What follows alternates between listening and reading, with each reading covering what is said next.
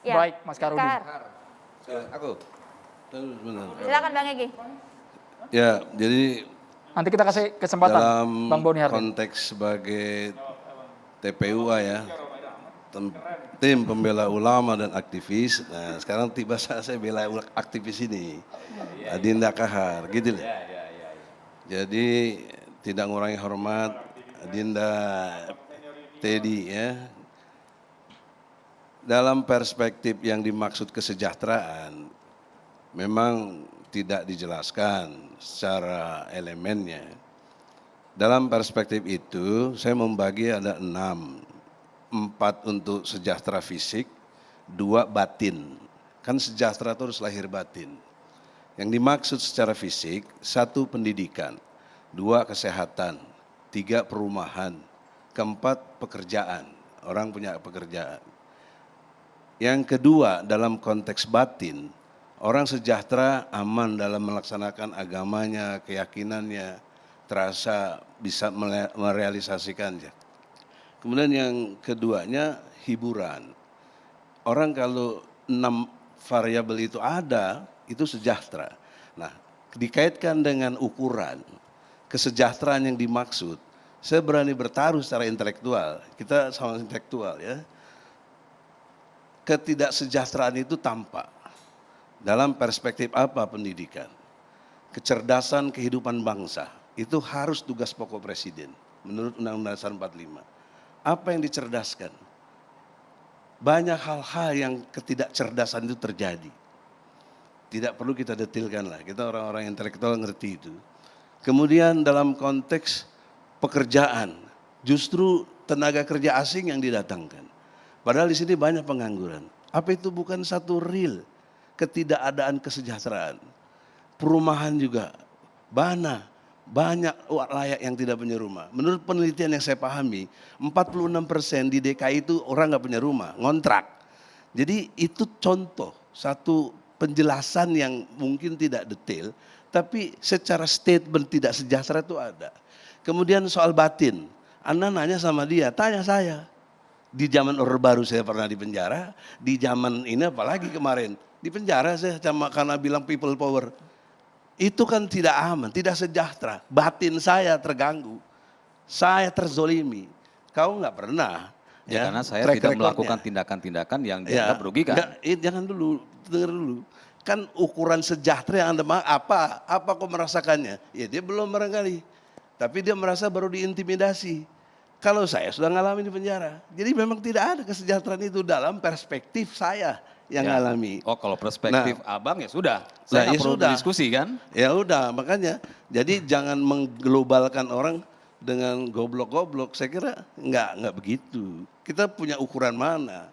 Nah jadi dalam perspektif itu Sudi kiranya sebagai aktivis dia punya apresiasi begitu.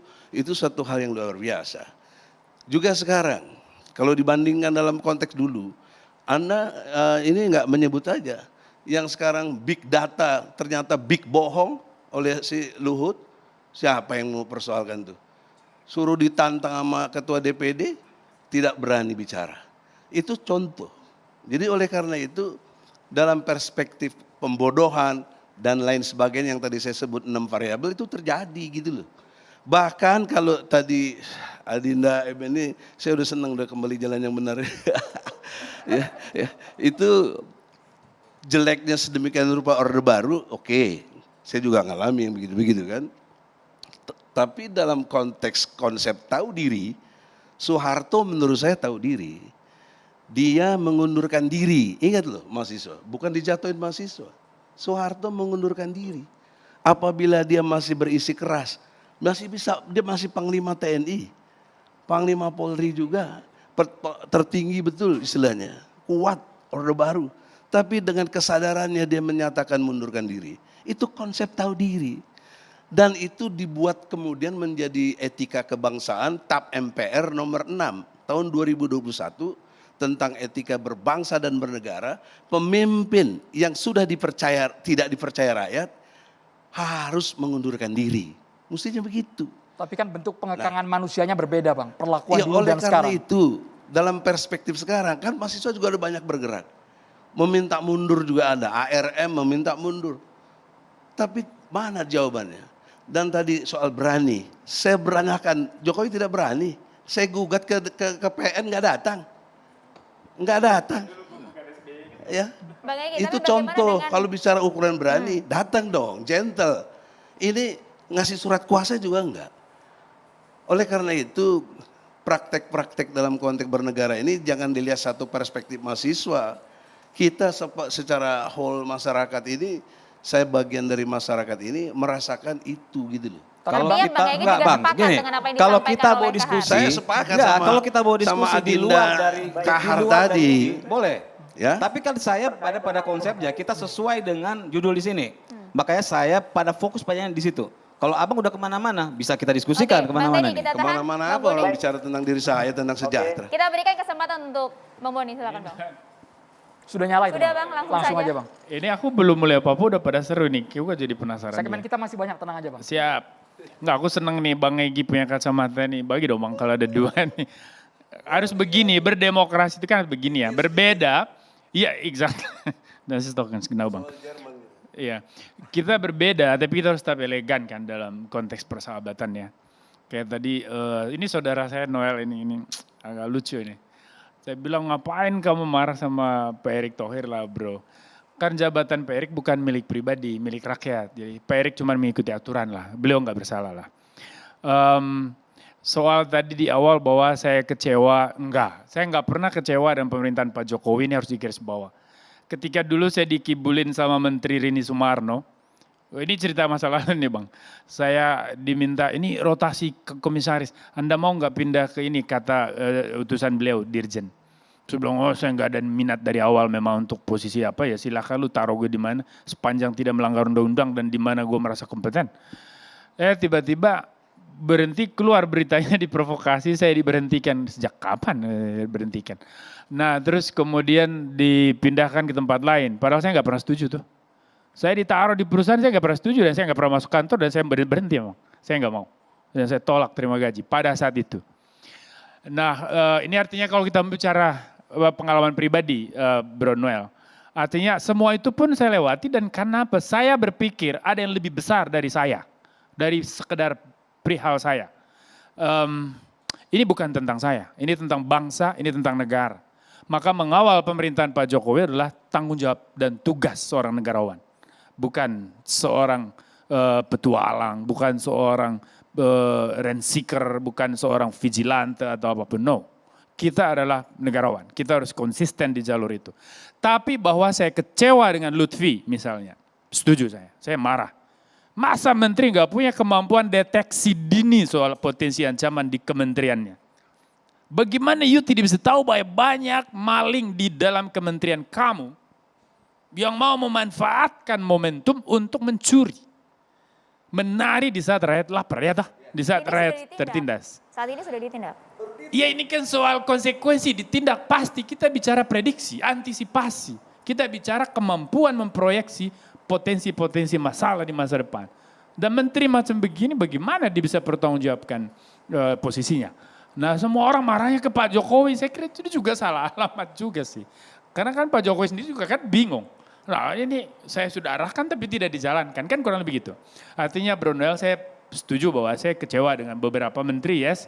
Saya nggak pernah kecewa dengan TNI, bahkan saya bangga. Saya nggak pernah kecewa dengan Polri, saya bangga. Karena semua itu berjalan dengan baik. Satu irama, selangkah, sinergis dengan pemerintahan Pak Jokowi.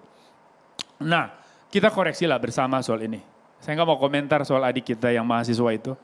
Enggak lah, nanti saya minta mahasiswa saya aja komentarin dia. Ini tema kita Bang Boni. Iya, tapi saya kira lain kali diskusi undang mahasiswa juga komentarin. Saya sodorin nanti mahasiswa saya. Tapi soal kesejahteraan dan kebebasan perbandingan di Itu era Orde itu Baru. subjektif. bagaimana? Itu sangat secara epistemologis. Kemudian itu menjadi sesuatu yang you tidak bisa salahkan, you nggak bisa benarkan juga.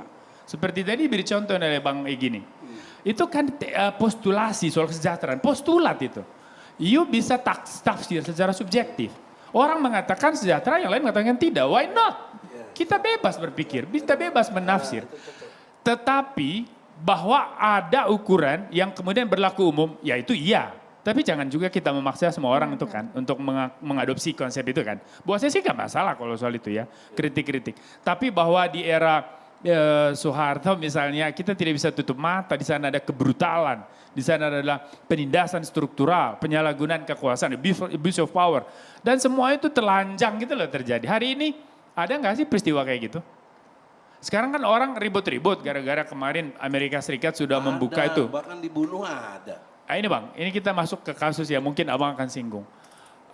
Kita lihat dokumen laporan dari pemerintah Amerika Serikat soal pelanggaran HAM di Indonesia.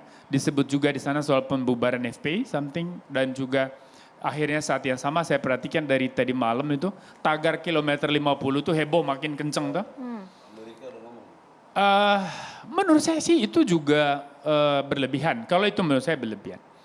Karena kan kita bicara hukum, kita bicara bukti. Nah Bang, di sini nanti kita berbeda Bang. Nggak apa-apa. Dan ini good, sehat buat demokrasi.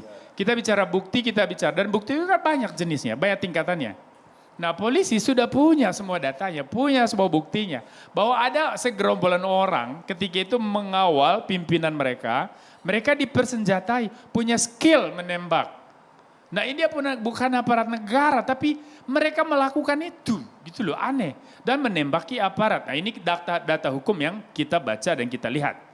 Ya dari temuan-temuan polisi. Dan polisi menembak balik, itu kan proses biasa di lapangan dalam konteks penegakan hukum. Bang Boni. Nah mungkin nanti akan menjadi pertanyaan balik ke misalnya ke pemerintahan Biden misalnya.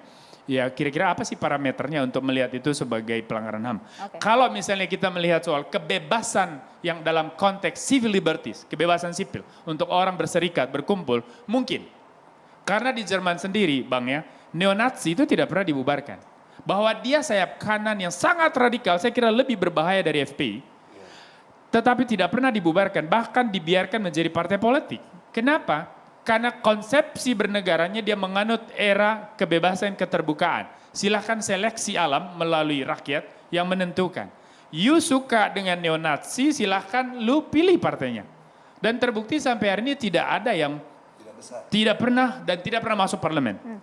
Ada sayap kanan baru, tiba-tiba nongol dan besar yang namanya Alternative für Deutschland, AfD.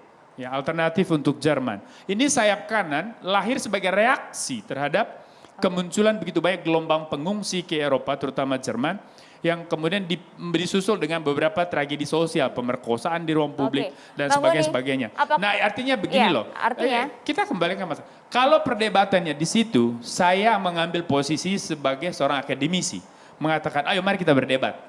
Soal konsep pembubaran dan tidak pembubaran Menurut FPI. Anda, apakah di era saat ini, di rezim saat ini, kebebasan dikekang atau tidak? Jawabannya usai jeda ya Bang ya, sesaat lagi kami akan kembali untuk Anda.